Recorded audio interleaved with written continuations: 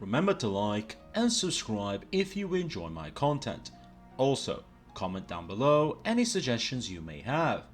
Also, please remain until the end as I have a channel update. Welcome everyone to another episode of Fate Grand Order Servant War Room. This is jorgiguel and I'll be discussing how your favorite servants would handle an actual Holy Grail War. Because you never know, maybe one day you're walking down the street and BAM! Off with their head. L'amour, espoir.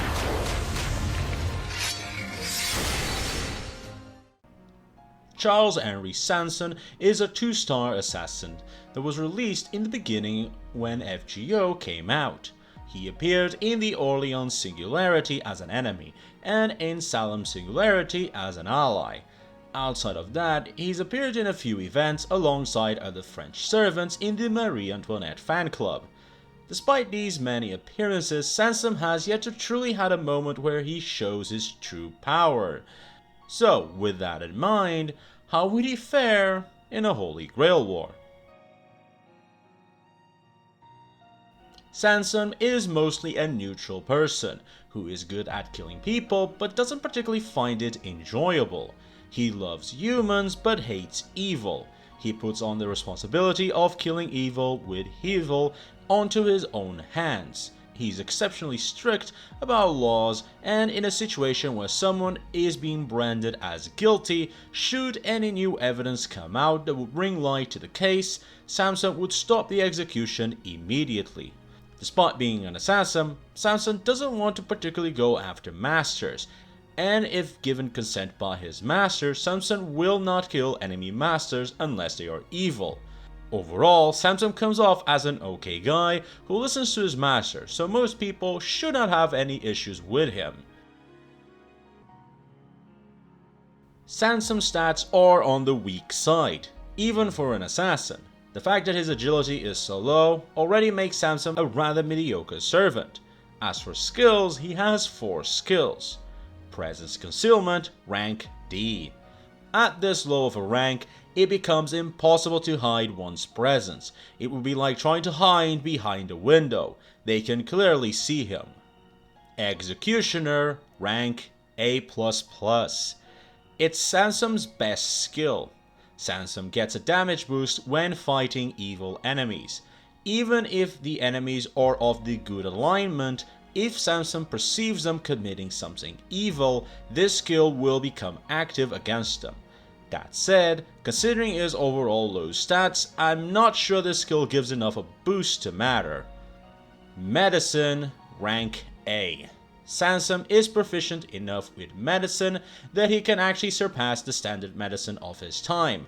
However, do not be confused. Sanson medicine is better than what medicine was like during the French Revolution, but it is still nowhere close to modern day medicine. So in general, if you need medication, you should still go to a doctor. Human anatomy research, rank B. Sanson has deep knowledge on the human anatomy and knows how to injure the human body without killing it, meaning that Sanson is really good at breaking people without killing them. In other words, torture. Finally, his noble phantom, l'amour, espoir. A crystallization of Sanson's life as an executioner. Upon activation, a large guillotine will appear behind the target. Shadow hands will come out and drag and trap the target in place for the guillotine, after which the blade will fall and decapitate the target. It's an absolute noble phantom in that it cannot be stopped or halted through other means. Once activated, your fate is sealed. The only way to get out of it is to have good enough luck or an ability that allows someone to escape fate, much in the same way that Arturia did against Gaebolg with a combination of her instinct skill plus her high luck. However, the Noble Phantom has an additional effect of being more efficient against enemies that died through execution. So even a servant who has good luck and abilities to alter fate, if they die through execution, like for example Jeanne d'Arc, the chances of them getting out are heavily reduced. That said, it is a type of mental attack Noble Phantom, So if the enemy has an incredible mental fortitude to never surrender, this Noble Phantom is unlikely to actually kill them. Its range is also quite short, meaning that Sanson needs to get up and personal to use it on his target. No sniping masters from a long distance. Overall, Sanson is difficult to grasp. He's exceptionally weak for a servant. He's an assassin who can't function like an assassin. And overall, Sanson is simply no fighter. He's an executioner. He's good at killing, but not at fighting. And yet, his Noble Phantom can single-handedly take out even top-tier servants due to its absolute nature. Powerful Noble Phantom. Sanson's Noble Phantom is exceptionally dangerous due to its absolute nature. Only exceptionally lucky servants should be able to escape it, but if ever used on a human, that's pretty much a guaranteed kill on the human, meaning that if Sanson can get to an enemy master, that master is dead.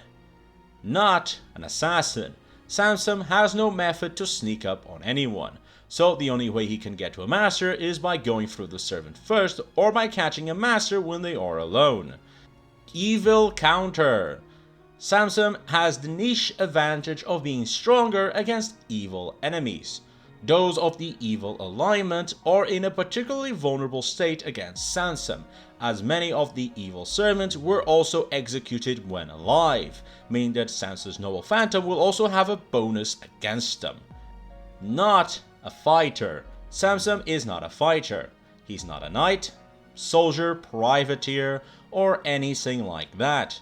So when facing other servants, specifically of the knight classes, Sanson will most likely be very quickly overwhelmed by their superior fighting skills. Underwhelming. Sanson does not have any good physical stat. He's not fast, he's not durable, he's not strong. The only thing keeping him afloat is his Noble Phantom. Let me start by saying this.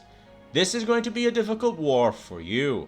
Sanson is not a fighter, so you want to avoid fights at all costs. At the same time, Sanson is also not an assassin, so you have no good method of taking out enemies while avoiding fights. So what's your best option? Gather information as much as possible. Figure out who the enemies are and who their servants are. Find out which ones are good matchups and which ones are bad matchups for you. Servants that die through execution should be kept alive, while servants that die through battle should be the first to die. If you find a strong servant that died through execution, ally with them.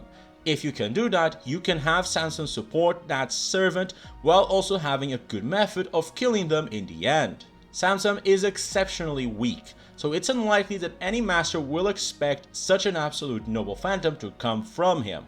As such, even if your ally is one of the strongest servants, if they were executed when alive, then Sanson's Noble Phantom should make quick work of them.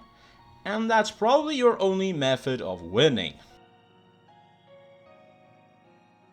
Sanson is not an easy servant to analyze. By all accounts, he should be a D, as he can neither fight well nor assassinate people, and yet his Noble Phantom is scary enough that it can actually be easily pulled off against many servants, even those at the top. With that in mind, I'll give Sanson a rank C. Sanson is extremely dependent on who the enemy servants are. If you wanted to make a Holy Grail War story, you could easily make a story where Sanson is the weakest servant and who then manages to kill the strongest servant of the war. But outside of narrative convenience, Sanson is simply not that good. But he's good enough of a niche that in certain scenarios he might actually be able to pull off something off. And that was Sanson. Thank you, David Dondney, and happy birthday. I actually don't know if you already had it or not, but since you mentioned it, I'll assume you already had your birthday. Overall, I'm actually quite surprised by Sanson's Noble Phantom, since I wasn't actually aware of the many finer details that he had. So it was a pleasant surprise to see such an absolute Noble Phantom in action. And now, for the channel update. If you haven't noticed yet, normally I post a Servant War Room video every Monday and Thursday with a few other videos along the way whenever I can. However, This war room only came out today on a Sunday. Hopefully, of the time of this recording. The reason is quite simple. After a year of lockdown due to COVID, my country is finally opening up things, and with that, I was finally able to get a job after such a long time. Normally, that in itself wouldn't prevent me from making videos. However, I'm currently working in an intense physical labor job, and after playing couch potato for a year, I basically arrive home every day with my whole body in shambles. So I've simply not had the energy to work on new videos. So until I can get used to this working routine, I'm most likely only going to be able to post videos on weekends. I will have next Tuesday free though, so I'll try to post another video there. Anyway, I hope you all understand this, and don't worry, as I'm not planning on stopping. I've just been very tired these days and haven't had the energy to make more videos. Regardless though, if you enjoy my content, leave a like and subscribe. And also comment down below what other servant you would like me to cover next video. This was jorgiguel, and thank you for watching. Until next time, bye.